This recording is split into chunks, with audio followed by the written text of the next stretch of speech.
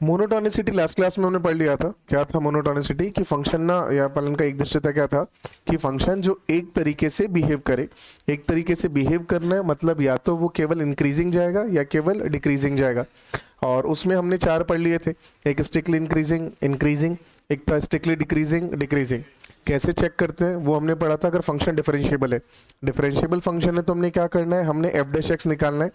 F dash x निकालने के बाद में हमको बस ये चेक करना है कि फंक्शन का जो डिफरेंशिएशन का वैल्यू है वो हमेशा पॉजिटिव जा रहा है या हमेशा नेगेटिव जा रहा है। ऐसा होने पे फंक्शन इंक्रीजिंग या डिक्रीजिंग जाएगा।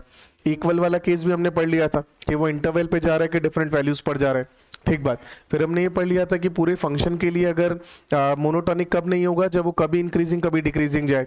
फिर ये भी एक दो सवाल हमने कर लिए थे कि अपने को चेक करना है कि गिवन इंटरवल के अंदर एक्स की कौन कौन सी वैल्यूज पर या कौन से इंटरवल पे फंक्शन इंक्रीजिंग है और कौन से पर डिक्रीजिंग है। ये हमने मोनोटोनिसिटी की बात करी। तो कुल मिला के मोनोटोनिसिटी का मतलब समझ आता है कि कंप्लीट फंक्शन जो है वो कब इंक्रीजिंग जा रहा है या डिक्रीजिंग जा रहा है। बात समझ आता है। अब हम क्या कर रहे हैं, अब हम पूरे फंक्शन की बात नहीं कर रहे, हम फंक्शन पर x की स्पेसिफिक वैल्यू यानी कि स्पेसिफिक पॉइंट पर बात कर रहे हैं कि उस पॉइंट्स गिवन पॉइंट के ऊपर फंक्शन अपने पास इंक्रीजिंग होगा या नहीं होगा। अब इंक्रीजिंग होगा ही नहीं होगा तो ग्राफिकल अगर मैं समझना चाहूं तो कैसा फंक्शन दिख रहा होगा उसको एक बार हम डिस्कस कर ले। तो अपने पास पॉसिबिलिटी कुछ ऐसे जाएगी कि मान लेते हैं अपने पास कुछ एक्स वाई एक्सेस जा रहे हैं और हमारे पास x इक्वल टू ए पर जो ग्राफ है वो ग्राफ ऐसे गया और यहाँ पे आगे जैसा भी जा रहा है। अगर मैं कह रहा हूं कि ये जो पॉइंट अपने पास है, मतलब ये एक्सक्लूडिंग नहीं है, ये जो पॉइंट अपने पास है इस पॉइंट का जो x कोऑर्डिनेट है अगर ये a है। अब इस फंक्शन की बात करता हूं तो function F x x equal to a पर इंक्रीजिंग जा रहा है कि डिक्रीजिंग जा रहा है? इंक्रीजिंग। अच्छा, आगे कहीं जाके वो डिक्रीज हुआ और दोबारा इंक्रीज हुआ, उससे हमको फर्क नहीं है, हम सिर्फ एक पॉइंट स्पेसिफिक की बात कर रहे हैं। स्पेसिफिक पॉइंट x बराबर a पर फंक्शन मेरे पास कैसा बिहेव कर रहा है? इंक्रीजिंग। अच्छा, हो सकता है यहां पर फंक्शन x जो जा रहा है वो कुछ ऐसा जा रहा हो, जैसे मान लेते हैं अगेन हमारे पास फंक्शन कुछ ऐसा गया, यहाँ पे ऐसा गया, यहाँ पे ग्राफ टूट गया, टूट के वापस यहां से चालू हुआ और यहां से फिर कंटिन्यू ऊपर की तरफ जा रहा है। यहां से चालू हुआ और एक ग्राफ ऐसे की तरफ जा रहा है, आगे जैसे भी जा रहा हूं, जैसे मान लेते हैं कि यहां से ऐसे गया और ऐसे ग्राफ चला गया। अब अगर मैं इस स्पेसिफिक वैल्यू की बात करता हूं, ये वाली, यानी कि अगर मैं बात करता हूं x इक्वल्स टू a पर, तो x इक्वल्स टू a पर फंक्शन इंक्रीजिंग होगा या नहीं होगा ये हम नहीं बता पाएंगे। तो यहां पर भी फंक्शन इंक्रीजिंग होगा क्योंकि इससे पहले और इससे बाद हम देखेंगे कि जब हम इससे पहले देखें तो ग्राफ ऊपर उठता हुआ आ रहा था, इसके बाद पे भी ग्राफ कैसे जा रहा है? ऊपर ही उठ रहा है। तो ये फंक्शन इंक्रीजिंग जा रहा है कि डिक्रीजिंग जा रहा है? इंक्रीजिंग जा रहा है। कुल मिला के हमें क्या चेक करना है कि कोई भी फंक्शन इंक्रीजिंग कब होगा। जैसे अगर मैं बात कर लूं कि मान लेता हूं कि हमारे पास एक फंक्शन जा रहा है और वो फंक्शन एफ ऑफ एक्स पर, एफ ऑफ ए पे, यानी कि function F x is increasing at x equals to a if, अब कंडीशन क्या होगी अगर मैं थ्योरेटिक मैथमेटिकल डेफिनेशन लिखना चाहूं तो मैं क्या बोल सकता हूं, if f ऑफ a का जो वैल्यू आए, f ऑफ a का जो वैल्यू आए ये छोटा आना चाहिए f of a plus h से और बड़ा आना चाहिए f of a minus h से, f of a minus h से। बात समझ आ गया? यहाँ पे a प्लस एच और a माइनस एच कौन हुए? ये फंक्शन, ये पॉइंट a के नेबर्स हो गए। a प्लस एच का मतलब राइट नेबर हो गया, a माइनस एच का मतलब लेफ्ट नेबर हो गया। जैसे यहाँ पे a है तो ये जो पॉइंट अपने पास जाएगा ये अपने पास कौन सा जा रहा होगा? a प्लस एच, और ये जो पॉइंट है ये कौन सा जा रहा होगा? a minus H. अब दिख रहा है a माइनस एच ये रहा, a प्लस एच ये रहा, और एफ ए जो है वो बीच में कहीं आ रहा है। इसका मतलब मेरे को समझ आ रहा है कि एफ ए का value f of a minus h से बड़ा और a प्लस एच से छोटा जा रहा है। अगर ये कंडीशन अपने पास सेटिस्फाई होती है इसका मतलब अपने को समझ आ रहा है कि जो फंक्शन होगा वो कौन सा जाएगा? इंक्रीजिंग। बात समझ आ गया? सेम काम यहां पे भी हो रहा था।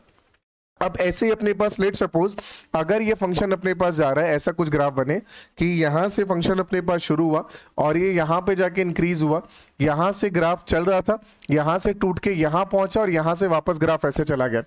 अब इससे पहले भी ग्राफ ऊपर की तरफ जा रहा था और इसके बाद में भी ग्राफ ऊपर की तरफ जा रहा है। स्टिल ये फंक्शन अगर x बराबर a पर बोलूंगा तो इंक्रीजिंग होगा कि नहीं होगा? होगा कि नहीं होगा? नहीं होगा, कारण ये वाली कंडीशन वैलिड नहीं होगी।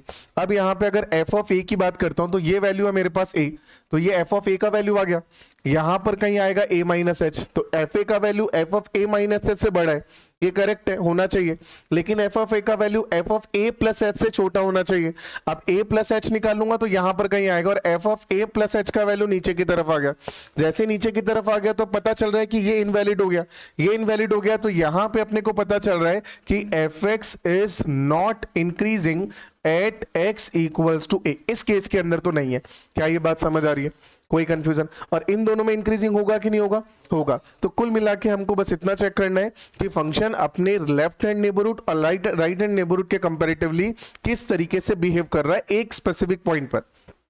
अब इसमें भी ये चेक करना होता है। जैसे मान लेता हूं कि अपने पास एक फंक्शन आया, ये एक्स और वाई एक्सिस, यहां पर अपने पास ग्राफ शुरू हुआ, यहां पर एक्स इक्वल टू ए। अब ये ग्राफ ना ऐसे आ रहा था, ऐसे आके और यहां पे वो रुक गया, और यहां पर ग्राफ एंड हो गया। एंड हो गया इसका मतलब इसके बाद ग्राफ आगे जा ही नहीं रहा है। जब जा ही नहीं रहा है इसका मतलब f of a plus h का वैल्यू क्या जाएगा? तो आंसर आएगा सर नॉट डिफाइंड। कारण क्या जा रहा है कि ए प्लस एच जो है वो फंक्शन एफ एक्स के डोमेन में नहीं है, और जब डोमेन में नहीं है तो उसका डोमेन, उसका जो वैल्यू जाएगा वो क्या जा रहा होगा? Not defined. अब इस केस की बात करूं तो यहां से जो फंक्शन एफ ऑफ एक्स अपने पास आ रहा है is at x equals to a, तो अब इंक्रीजिंग जाएगा कि नॉट इंक्रीजिंग जाएगा?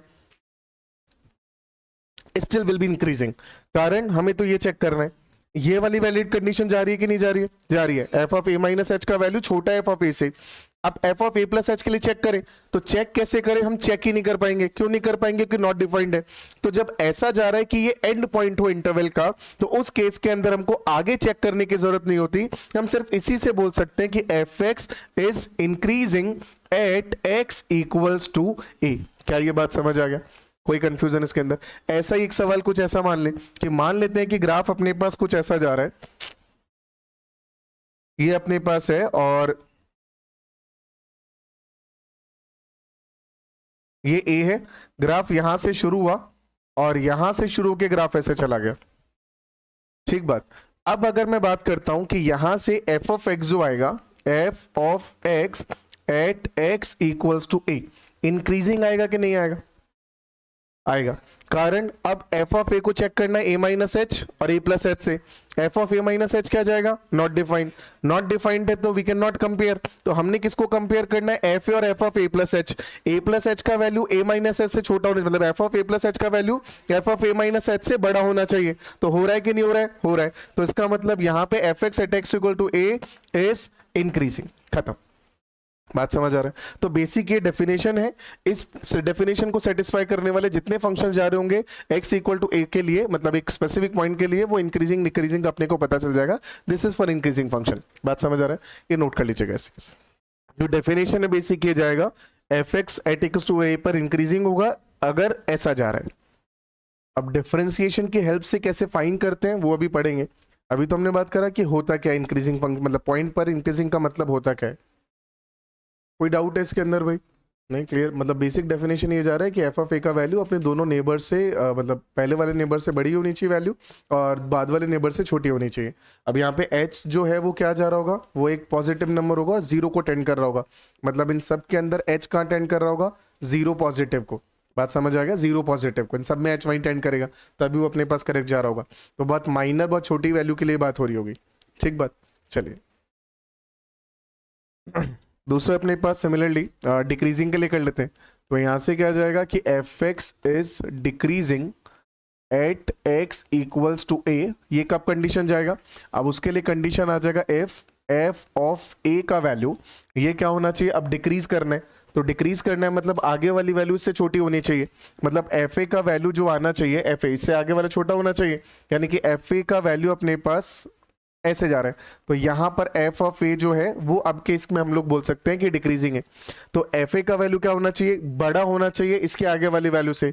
तो F of A greater than F of a plus H, और इससे पहले वाली वैल्यू जो हो रही है यानी कि F of a minus H, वो क्या होना चाहिए? वो इससे ग्रेटर होना चाहिए। तो ये वाला केस अपने पास आ गया।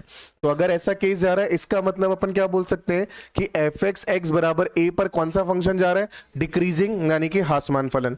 बात समझ आ रहा है? कोई कंफ्यूजन इसके अंदर? सिंपल सी बात समझ आ रही है? ये अपने पास कुछ ऐसा जा रहा है। अब इसके अंदर भी, और यहाँ पे अगेन सब जगह वही है, ध्यान रखना, लिख देता हूं मैं चाहे अलग से, कि जहां पे h कौन है, h का वैल्यू 0 पॉजिटिव को टेंड कर रहा है, ये वहां पर भी था और वो यहां पर भी रहेगा, तो अपने पास बेसिक केस ये चला गया। इसके लिए भी अगर कुछ अपन दो चार ग्राफ की बात करें तो सिंपल फॉर्म कर सकते हैं। जैसे अगर हम लोग यहाँ से बात कर लेते हैं, मान लेते हैं पहला ग्राफ बात करें, ये अपने पास ग्राफ है और ये ऐसे जा रहा है कि ग्राफ अपने पास कुछ ऐसा चला गया, हम इस पॉइंट पर बात करना चाह रहे हैं x इक्वल टू a के लिए, ये इंक्रीजिंग ही जाएगा। दूसरा अगर हम केस देखें तो अगेन कोई एक ग्राफ देख लेते हैं, यहाँ पे ग्राफ कैसे जा रहा था कि ग्राफ ऐसे गया, यहां से ग्राफ टूट गया, यहां से शुरू हुआ और यहां से वापस नीचे की तरफ चला गया, ये अपने पास आ गया x equal to a, still it will be decreasing. तीसरा पॉसिबिलिटी अपने पास क्या हो सकता है कि ग्राफ यहां से ऐसे आया और यहां पर आके ग्राफ खत्म हो गया और ये अपने पास x इक्वल्स टू a। अब अगेन ये वैसा ही पॉइंट आ गया जहां पे लास्ट में ही है, तो आगे वाली वैल्यू नहीं चेक करेंगे, पहले वाली चेक करेंगे, तो f of a minus h का वैल्यू f ऑफ a से बड़ा होना चाहिए, वो हो रहा है यहाँ पे। और एक अपने पास क्या पॉसिबिलिटी है कि जब हम लोग इसके स्टार्टिंग पॉइंट को कंसीडर कर लें कि ग्राफ जो था वो अपने पास यहां से शुरू हुआ और यहां से शुरू होने के बाद ग्राफ ऐसे चला गया, अब इस पॉइंट की बात कर लूं, ये x बराबर है।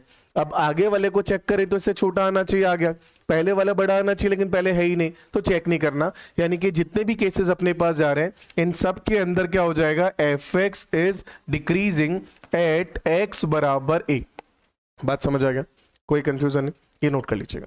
ये आ गया ना, ये अपने पास आ गया f of a plus h के लिए, तो ये f of a plus h उससे छोटा ही तो आना चाहिए, आ तो गया। उसके आगे ग्राफ कैसा बनता है उससे क्या फर्क पड़ना है, हमें तो उसके नेबरहुड देखना है ना, जो सबसे क्लोज के अंदर आ रहे हो। ध्यान रखना, एक जो मतलब एक स्पेसिफिक डिस्टेंस के बाद के जो नेबर्स है उससे हमको मतलब नहीं है, हमको बस एकदम क्लोज के नेबर सही होते हैं यहाँ पे। डन, चलिए नेक्स्ट हेडिंग लिखिए। अभी बस हमने बात करा है कि इंक्रीजिंग डिक्रीजिंग फंक्शन बोलना क्या चाहता है पॉइंट पर, वो हमें समझ आ रहा है और ये सिंपल एकदम है ना। अब इसका चेक कैसे करें उसकी बात कर लेते हैं, तो एक हेडिंग लिखना। नेक्स्ट पहले इंग्लिश में लिखो, steps to identify that fx is increasing और decreasing, steps to identify that fx is increasing और decreasing at x equals a, at x equals a। ठीक बात, हिंदी में लिख लेना, फलन fx की x बराबर a पर वर्धमान या ह्रासमान होने की जांच। फलन fx की x बराबर a पर वर्धमान या ह्रासमान होने की जांच। ठीक बात, चलिए स्टार्ट करें। कैसे चेक करना है कि फंक्शन अपने पास इंक्रीजिंग होगा या नहीं होगा। अब हम जो बात कर रहे हैं इसमें लिख लेना point, for differentiable functions, for differentiable function, अवकलनीय फलनों के लिए, अवकलनीय फलन के लिए, अवकलनीय फलन के लिए AOD चल रहा है, डिफरेंशिएशन की हेल्प से हम लोग इसकी एप्लीकेशन की बात कर रहे हैं। तो ये उन फंक्शंस की बात हो रही है जो डिफरेंशिएबल है, जो अवकलनीय है। तो अगर फंक्शन डिफरेंशिएबल है तो कंटिन्यूअस तो होगा ही, तो उस केस के अंदर अगर हम बात करना चाह रहे हैं कि गिवन फंक्शन जो है वो गिवन वैल्यू के लिए, गिवन पॉइंट के लिए इंक्रीजिंग होगा या नहीं होगा, ये कैसे ऑब्जर्व करें, आइडेंटिफाई करें। तो अपने पास जैसे इस केस की बात करें, अब यहां से अगर मेरे को चेक करना है तो ध्यान से देखें, जैसे x इक्वल टू a की बात हो रही है तो यही x इक्वल टू a, इस पर अगर मैं टेंजेंट बनाऊंगा तो ये टेंजेंट अपने पास जो बन रही होगी ये कुछ ऐसे बन रही होगी यहाँ पे। अच्छा ये तो डिफरेंशिएबल ही नहीं है, तो इसकी बात ये अपन नहीं कर रहे अभी, ये भी डिफरेंशिएबल नहीं है, और वो यहाँ पे चेक करें तो ये डिफरेंशिएबल है, यहाँ पे डिफरेंशिएबल है, तो इस पॉइंट के लिए LHD तो ऐसा बनेगा, और RHD निकालना चाहे तो RHD नहीं निकाल पाएंगे, नहीं निकाल पाएंगे उसका कारण है कि वो आगे मतलब डिफाइंड नहीं है ना, हमें RHD की जरूरत है। तो इस पॉइंट पर ये डिफरेंशिएबल होगा और उसके डिफरेंशिएशन का जो रिजल्ट है वो एक्चुअल में LHD के बराबर ही आएगा। तो हमने इन तीनों के मतलब दोनों केस के लिए हमने वैल्यू निकाला, दोनों को ऑब्जर्व करोगे तो समझ आएगा कि इसका जो ग्राफ है वो ऐसे जा रहा है। जब ग्राफ ऐसे जाएगा तो स्लोप ऐसे, टेंजेंट ऐसे बनेगा, और टेंजेंट अगर 0 से 90 के बीच में बन रहा है इसका मतलब टेंजेंट का वैल्यू क्या हो जाएगा, पॉजिटिव हो जाएगा, यानी कि f डैश x का वैल्यू क्या हो जाएगा, पॉजिटिव, f डैश x का वैल्यू पॉजिटिव। तो अगर x बराबर a पर f डैश x का वैल्यू पॉजिटिव आता है मतलब x बराबर a पर फंक्शन कैसा होगा, इंक्रीजिंग। दूसरा केस यहाँ पे, अगर यहाँ पे चेक करें तो जैसे इस पर चेक करें तो अपने पास टेंजेंट ऐसे बन रही है, और कहां टेंजेंट चेक कर सकते हैं, यहां पर, तो यहां पे भी टेंजेंट ऐसे बन रही है, दोनों केस के अंदर टेंजेंट ऐसे बन रही है। टेंजेंट ऐसे बन रही है मतलब एंगल अपने पास ये बन रहा है, तो एंगल अपने पास बन रहा है 90 से लेकर 180, तो यानी कि टेंजेंट अपने पास जो स्लोप का रिजल्ट आएगा वो क्या जाएगा, नेगेटिव, यानी कि डिफरेंशिएशन का रिजल्ट क्या जाएगा, नेगेटिव। तो सिंपल सा पॉइंट हमें ये समझ आया कि हमने करना क्या है, हम यहां से फंक्शन अपने पास जो भी गिवन होगा, तो हमें यहाँ पे गिवन फंक्शन है, मान लेते हैं गिवन फंक्शन अपने पास fx है। अब हमको यहाँ पे किसके लिए चेक करना है, fx के लिए x बराबर a के लिए। तो हम सबसे पहला स्टेप क्या करते हैं, यहां से हम सबसे पहले एक काम करते हैं, फाइंड कर लेते हैं f डैश ऑफ x का वैल्यू। ठीक बात, जब f डैश x आ गया, अब क्या करें, यहां पे हम लोग f डैश x के अंदर x को a से रिप्लेस कर दें, तो f डैश ऑफ a आ गया। अब f डैश a को ऑब्जर्व करा, तो इसकी क्या क्या पॉसिबिलिटी अपने पास है, पॉसिबिलिटी क्या है कि या तो f डैश ऑफ a का वैल्यू अपने पास पॉजिटिव जाएगा, या f डैश और a का वैल्यू नेगेटिव जाएगा, या f डैश ऑफ a का वैल्यू 0 जाएगा। इन तीनों में से कोई एक केस बनेगा। अगर f डैश a का वैल्यू पॉजिटिव है, इसका मतलब ऐसी टेंजेंट है, ऐसी टेंजेंट है, इसका मतलब क्या समझ आ रहा है, इसका मतलब fx इज इंक्रीजिंग, कोई दिक्कत नहीं है। दूसरा f डैश x का वैल्यू नेगेटिव जाएगा, यानी कि ये वाला स्लोप आ रहा है, ये वाला स्लोप आ रहा है, इसका मतलब fx इज डिक्रीजिंग, ये भी समझ आता है। अब f डैश ऑफ 0 का value, f dash of x a का वैल्यू अगर 0 आ गया, अभी क्या बोल सकते हैं, नॉट डिक्रीजिंग नॉट इंक्रीजिंग, ये अभी नहीं बोल सकते, उसके लिए फर्दर अपने को कुछ मतलब और प्रोसेस करना पड़ेगा।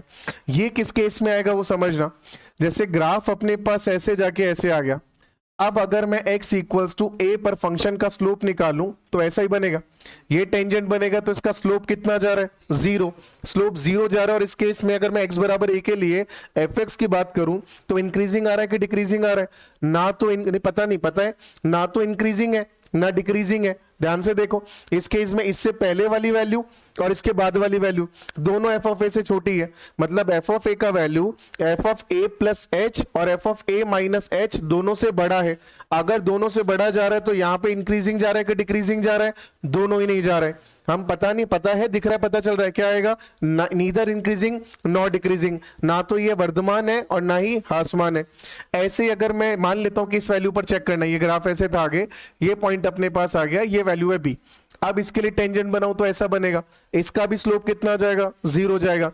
अब मैं इसको चेक करूं तो f of b plus h और f of b minus h दोनों से इसकी वैल्यू छोटी है। अगर दोनों से इसकी वैल्यू छोटी है मतलब ना तो ये इंक्रीजिंग है ना ये डिक्रीजिंग है। बात समझ आया, तो a पर और b पर इस केस के हिसाब से दोनों अपने पास नॉन डिक्रीजिंग नॉन इंक्रीजिंग। लेकिन अब मेरे पास मान लेता हूं कि ग्राफ ये ऐसे जा रहा है और ऐसे जाके यहां से ऐसे गया और फिर ऐसे चला गया। अब यहां से एक पॉइंट अपने पास सी जा रहा है, अब सी पर मैं इंक्रीजिंग बोलूंगा कि डिक्रीजिंग बोलूंगा, इंक्रीजिंग बोला जाएगा। सी पर इंक्रीजिंग क्यों बोला जाएगा, क्योंकि अपने क्लोज नेबरहुड में तो नॉन इंक्रीजिंग नॉन डिक्रीजिंग है, लेकिन उसको मैं थोड़ा सा और आगे चेक कर रहा हूं तो पता चल रहा है कि ये इंक्रीजिंग ग्राफ बन रहा है। बात समझ आ गया, तो अब उसके लिए क्या करते हैं, उसके लिए हम लोग f इसके पहले वाले नेबर को और बाद वाले नेबर को चेक करेंगे। पहले वाले नेबर और बाद वाले नेबर का जो वैल्यू आएगा उसके हिसाब से हम बता पाएंगे कि इंक्रीजिंग जा रहा है कि डिक्रीजिंग जा रहा है। बात समझ आ गया, यानी कि हम क्या करेंगे, f डैश ऑफ, यानी कि इस केस में हम f dash of a minus h को निकालेंगे और f dash of a plus h को निकालेंगे।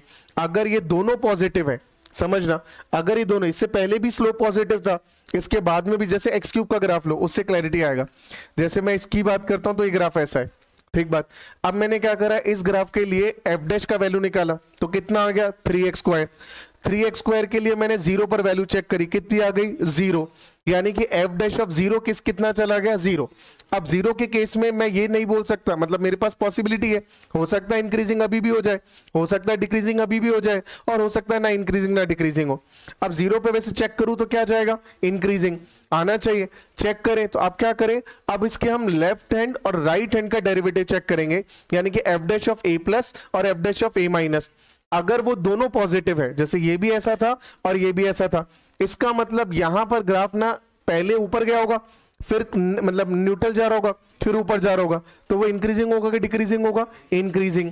अगर ये दोनों नेगेटिव आते, जैसे कोई ग्राफ मान लेता ऐसा बन रहा होता, ये भी नेगेटिव ये भी नेगेटिव, तो ग्राफ क्या जा रहा होता, डिक्रीजिंग। बात समझ आ गया, और दोनों का साइन अलग अलग होता तो क्या हो जाता, ना इंक्रीजिंग ना डिक्रीजिंग। जैसे इसके अंदर ये पॉजिटिव ये नेगेटिव, ये नेगेटिव ये पॉजिटिव, तो जब उसके दोनों नेबरहुड्स का जो डिफरेंशिएशन का रिजल्ट है अगर वो अपोजिट है, एक पॉजिटिव एक नेगेटिव, तो ना इंक्रीजिंग ना डिक्रीजिंग, दोनों सेम है तो मोनोटॉनिक होगा। मोनोटॉनिक में क्या होगा, डिपेंड करेगा दोनों पॉजिटिव या दोनों नेगेटिव।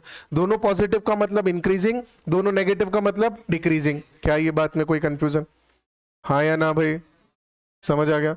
चलो तो इसको ना अपन लिख लेते हैं। हमारे पास क्या दे रखा है, हमने लिखा है यहाँ पे कि डिफरेंशिएबिलिटी नहीं हाँ, स्टेप्स टू आइडेंटिफाई इंक्रीजिंग और decreasing function at x equals to a, और जिसमें हमने फंक्शन क्या बोल रखा है कि डिफरेंशिएबल है। ठीक बात। स्टेप 1 लिख लेना, find f dash of x. Step 2, put x equals to a to find f dash of a, to find f dash of a. सब पॉइंट में केस 1 मैं हिंदी में भी लिखवा रहा हूँ भाई। If F dash of A is positive then F x is increasing at x equals A. Case 2, if f dash of a is negative then fx is decreasing at x equals a. Case 3, if f dash of a equals 0 then examine the right hand and left hand neighborhood of a. अब इसमें भी सब point में लिखना, पहला point, हाँ case 3 का सब पॉइंट है ये वाला केस आ गया ना हमारे पास। हमने ये बोला, ये वाला के एफ डैश निकाला, पॉजिटिव इंक्रीजिंग नेगेटिव डिक्रीजिंग 0। अब 0 पे क्या आ जाएगा, वो राइट हैंड और लेफ्ट हैंड नेबरहुड बताएंगे उसके, तो इसके अब सब पॉइंट आ गए। इसके सब पॉइंट में पहला पॉइंट लिखना, if F dash of X is positive on both the neighbourhoods, if f dash of x is positive on both the neighborhoods then fx is increasing, next point इसी में उल्टा हो जाएगा, if f dash x is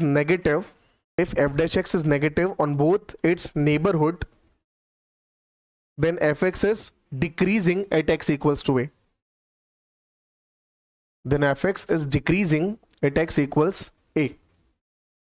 और तीसरा case, if f dash x have opposite signs on both the neighborhoods of a then fx is neither increasing nor decreasing। Hindi में भी लिख लेना, लिखो भाई, f dash of x में x बराबर a रखकर f dash of a का मान निकालो। इसमें केस 1, यदि f dash of a का मान 0 से बड़ा है, यदि f dash a greater than 0 तो fx x बराबर a पर वर्धमान है। यदि f dash x less than 0 तो f dash a x बराबर a पर हासमान है। तीसरा केस, यदि f dash f a बराबर 0 हो, a के बाएं तथा दाएं सामीप्य पर f dash of a, सामीप्य का के नेबरहुड लिख लेना, ध्यान रहेगा है ना, f dash of x के चिन्ह की जांच करते हैं। अब इसमें इसका सब पॉइंट लिख लेना, पहला, यदि a के दोनों सामीप्यों पर f dash x greater than 0 हो तो x बराबर a पर fx वर्धमान होगा। सेकंड लिख लेना इसमें, यदि दोनों सामीप्यों पर f dash x less than 0 हो तो x बराबर a पर fx हासमान होगा। और तीसरा, यदि यदि दोनों सामीप्यों पर f dash of x के चिन्ह अलग अलग हो या विपरीत हो तो x बराबर a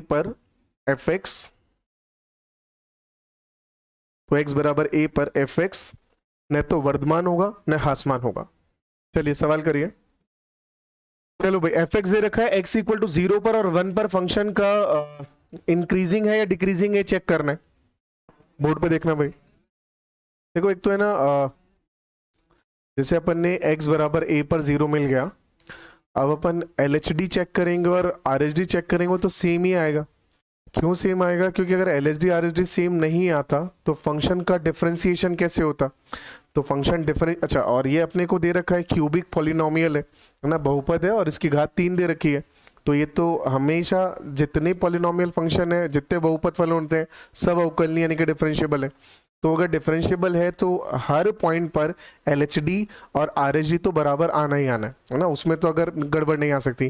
गड़बड़ आ रही है तो अपनी कैलकुलेशन गड़बड़ जा रही है, उसको दोबारा देखोगे वो सही हो जाएगा। ठीक बात। अब चेक कैसे करें उसकी बात कर लेते हैं। तो मान लेते हैं जैसे पहला फंक्शन हम लोग लेते हैं यहाँ से,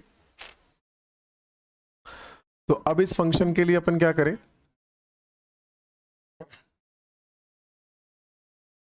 अब यहाँ से फंक्शन अपने पास दे रखा है कि F X equals to X cube minus 3x² plus 3x plus 4। अगर हमको इसके बारे में समझना है तो सही तरीका क्या करें, सबसे पहले हम लोग यहाँ से एफ डैश ऑफ एक्स का वैल्यू निकाल लेते हैं। ठीक बात। अपने को अच्छा चीज के लिए चेक करना है, वैसे तो ये 0 के लिए और 1 के लिए चेक करना है। तो जनरल फॉर्म भी कैसे करें कि आप एक बार इसका एफ डैश एक्स निकालोगे तो ये बनेगा 3x² माइनस 6x प्लस 3, कुछ ऐसा आ गया, कोई कंफ्यूजन नहीं। अगर ऐसा है तो अपने को एक तो एफ डैश ऑफ 1 निकालना पड़ेगा, 1 के लिए चेक करना है, और एक बार 0 के लिए चेक करना है। तो एक बार तो अपन किस पे एग्जैक्ट आ रहा है, 1 पे क्या आ रहा है, पॉजिटिव नेगेटिव 0, और 0 पर पॉजिटिव। तो एक बार 0 के लिए चेक कर ले पहले, तो पहला चेक कर लेते हैं फॉर x इक्वल्स टू 0, तो हमने एफ डैश ऑफ 0 निकालना है। अब एफ डैश ऑफ 0 निकालोगे तो कितना आ रहा है 3, यानी कि ग्रेटर देन 0। अगर ग्रेटर देन 0 है इसका मतलब क्या समझ आ रहा है, इसका मतलब F x is increasing at x equals to 0। ये तो खत्म हो गया सवाल। अब अपने को चेक करना है यहां से फॉर x इक्वल्स टू 1।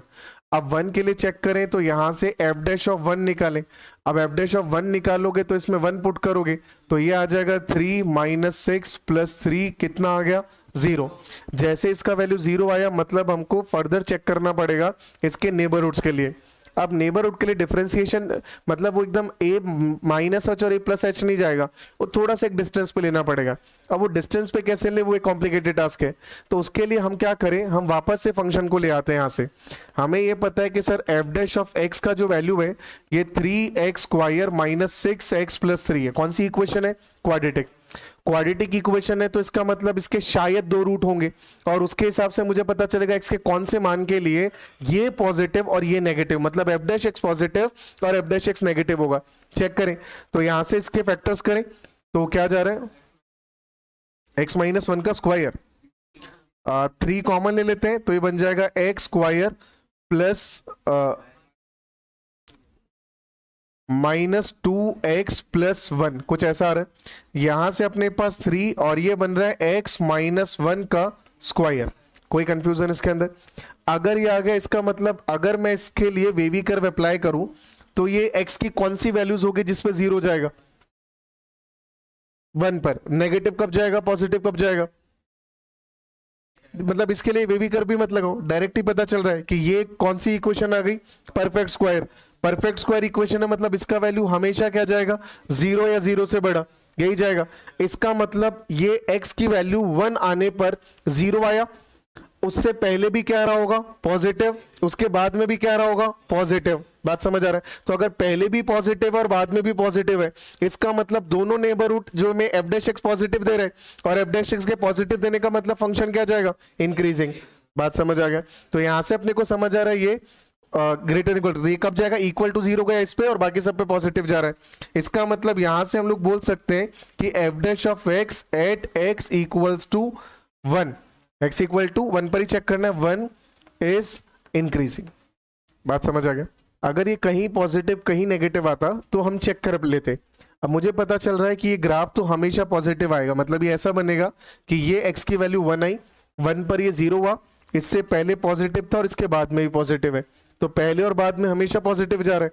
तो हमेशा पॉजिटिव जा रहा है तो एक्चुअल में तो ये कौन सा फंक्शन हो गया, इंक्रीजिंग फंक्शन, यही तो जा रहा है। मतलब मैं इसको भी हटा दूं, यहां से मेरे को ये समझ आ रहा है, इस लाइन को भी हटा दूं तो मेरे को ये समझ आ रहा है कि ये हमेशा पॉजिटिव जा रहा है, हमेशा पॉजिटिव जा रहा है। तो मैं ये बोल सकता हूं कि as F dash of X is greater than equal to 0, so F x is increasing function.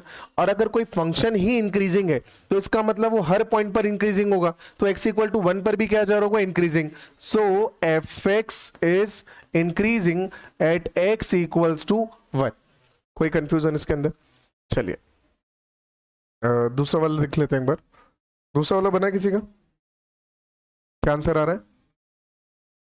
इसके लिए तो क्या करें, या तो ग्राफ बना ले, है ना, सीधा जाएगा सवाल, क्योंकि ग्रेटेस्ट इंटीजर फंक्शन है तो ग्राफ बना लेते हैं। ग्राफ बनाएंगे तो x का वैल्यू 0 से लेकर 1 पर, तो यहां पर अपने पास x का वैल्यू 0, यहां पर x का वैल्यू 1। तो जब x का वैल्यू 0 से 1 जा रहा है तो ग्राफ किसके बराबर जाएगा, x के बराबर।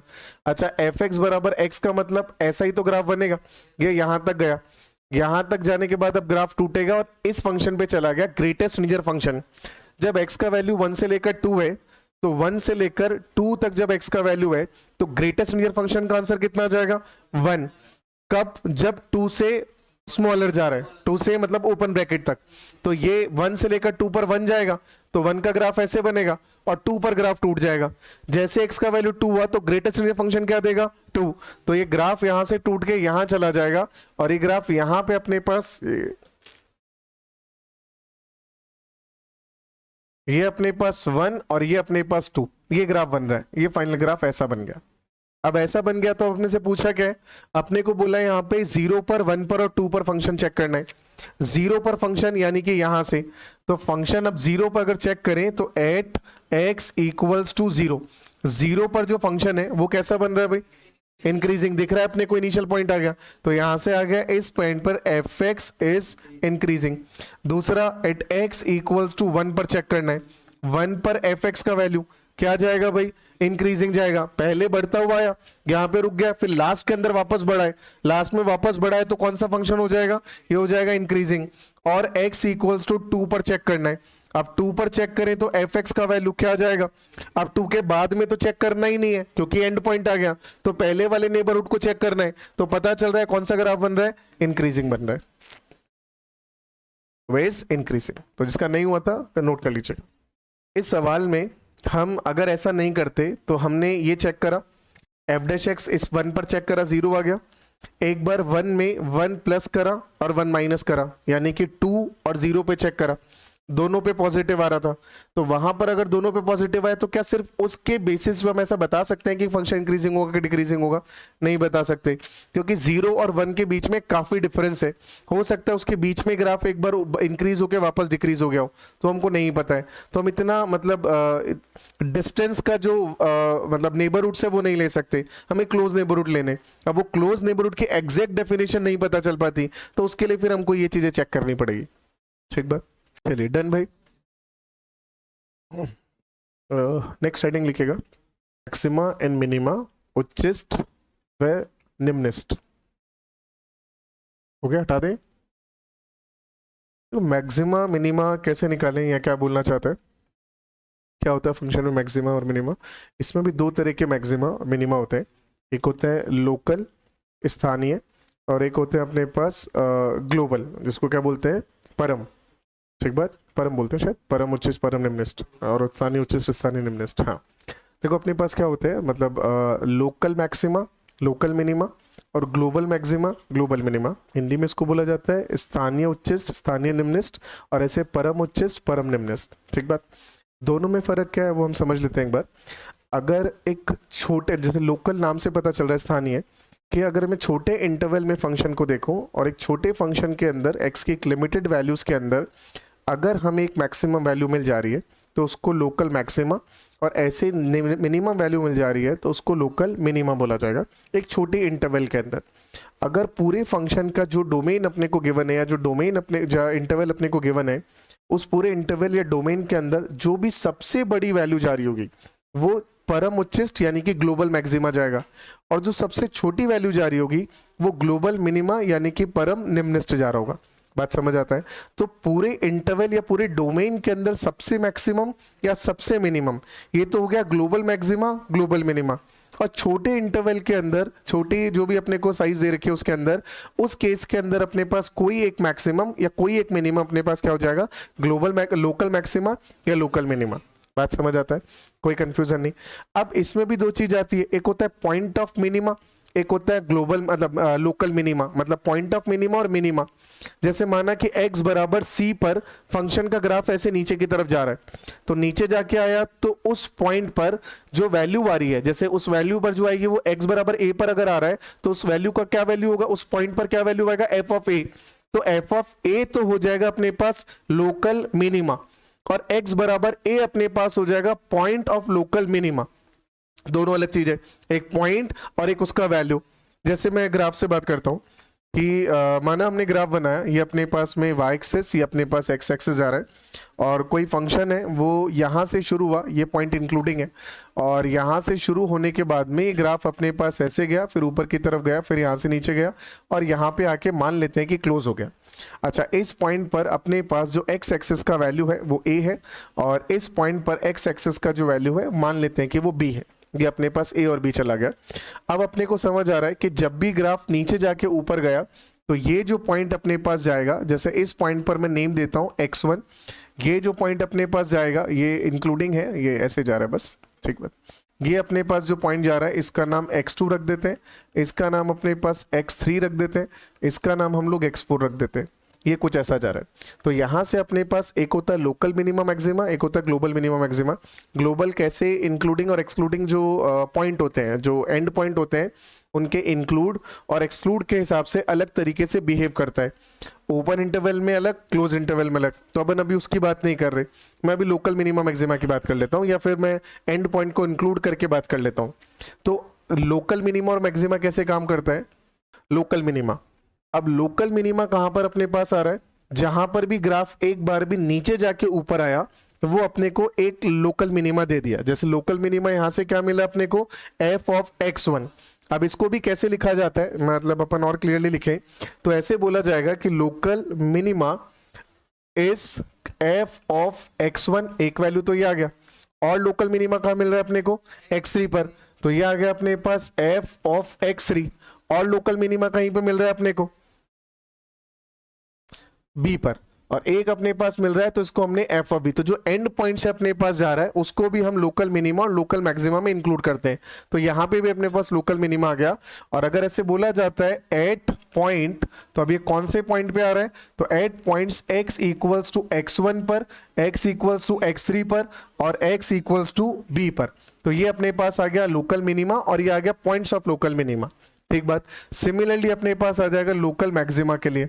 तो लोकल मैक्सिमा की अगर बात करता हूं तो लोकल मैक्सिमा का जो वैल्यू अपने पास आ रहा है, ये अपने पास जहां पे ग्राफ ऊपर जाके नीचे आ रहा है, तो कहां से शुरू हुआ? एक तो ए से, तो एक तो अपने पास आ गया यहाँ पे एफ ऑफ ए, और चेक करें तो कहां जा रहा है अपने पास? एफ ऑफ x2, और कोई वैल्यू जा रहा है एक एफ ऑफ x4। ये कब जा रहा है? At point x equals to A, x2 and x4। कोई कंफ्यूजन? सिंपल सा बात है, local minima local maxima, graph ऊपर जाके नीचे आया मैक्सिमा दे दिया, नीचे जाके ऊपर गया मिनिमा दे दिया, बात खत्म हो गया। ये लोकल मैक्सिमा मिनिमा है। ग्लोबल की बात करोगे तो इन सब में से जो सबसे बड़ी वैल्यू है और इन सब में से जो सबसे छोटी वैल्यू है। अगर इस केस की बात करूं तो जितना ग्राफ हम देख पा रहे हैं तो लोकल मिनिमा कहां पे आएगा? बी पर। तो local minima at X equal to B, और मैं बोलता हूं local minima is F of B. बात समझ आ गया? तो लोकल मिनिमा का वैल्यू कितना हो गया? एफ ऑफ बी कहां पर आ गया? x इक्वल टू बी पर। अगर लोकल मैक्सिमा की बात करते तो शायद यही जा रहा है। कहां पर जा रहा है? एफ ऑफ x2, और कहां पर जा, मतलब क्या आ रहा है? एफ ऑफ x2, और किस वैल्यू पर आ रहा है? At x equals to x2। बात समझ आता है? तो ये global maxima minima, local maxima minima, यहीं पर लिख लेता हूं मैं। तो ग्लोबल मैक्सिमा जो अपने पास जा रहा है that is F of x2, और मिनिमा जो आ रहा है that is F of B. ठीक बात। इसी में एक पॉइंट और जाता है जिसको बोला जाता है चरम। चरम यानी कि एक्सट्रीमा, एक्सट्रीमा यानी कि चरम। ये किसको बोला जाता है? वो सारे पॉइंट्स जो या तो लोकल मैक्सिमा हो या लोकल मिनिमा हो, उन सबको कंबाइनली हम लोग एक्सट्रीमा यानी कि चरम बिंदु बोलते हैं। बात समझ आ गया? कोई कंफ्यूजन? वापस से, अब जैसे इसके अंदर अगर एक्सट्रीमा की बात करूं तो कौन कौन से पॉइंट आ गए? सारे आ गए, A B x1 x2 x3 x4। तो जो लोकल मिनिमा या लोकल मैक्सिमम से कोई भी हो उन सबको हम लोग एक्सट्रीमा बोलते हैं, जिसको हिंदी में चरम बोला जाता है। कोई कंफ्यूजन? अभी लिख लेते हैं उसको। इंग्लिश में एज इट इज नोट कर लेना, हिंदी में भी नोट कर लो, मैं स्टेटमेंट लिखवा देता हूँ बस इतना ही फर्क आएगा। एज इट इज नोट कर लेना। यहाँ पे अपने पास क्या आ जाएगा? ये आ जाएगा अपने पास स्थानीय उच्चिष्ट, स्थानीय निम्निष्ट, और यहाँ से परम उच्चिष्ट, परम निम्निष्ट। ठीक बात, नोट करिए। चलिए डन। नेक्स्ट इसमें लिख लेना पॉइंट ऑफ एक्सट्रीमा को चरम बिंदु बोला जाता है, एक्सट्रीमा को चरम बोला जाता है। अब एक्सट्रीमा यानी कि जो चरम आ रहा है ये किसको बोलते हैं? सिंपल सा, वो सारे पॉइंट्स जो मैक्सिमा या मिनिमा आ रहे हैं, यानी कि all the points of maxima and minima are said to be points of extrema. लिखो statement simple, all the points of maxima and minima, all the points of maxima, मैं हिंदी में लिखवा रहा हूं भी, maxima and minima are said to B